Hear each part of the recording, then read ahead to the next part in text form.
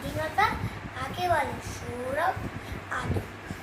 স্বাধীনতা কাকে বলে? কিভাবে তা এসেছিল?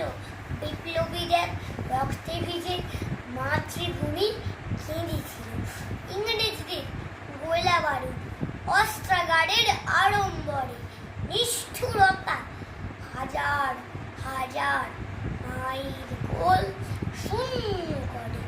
তবুও তারা পিছুপা হয়নি যখন হাসতে হাসতে মৃত্যুবরণ করলো। ভগৎ সিং, ক্ষুদিরাম ও চন্দ্রশেখর জানিয়ে গেছেন গণতন্ত্র সবার। গণতন্ত্রের ব্যাখ্যা কি যে জানি না, কি জানি বলতে পারো? স্বাধীনতার আসল মানে?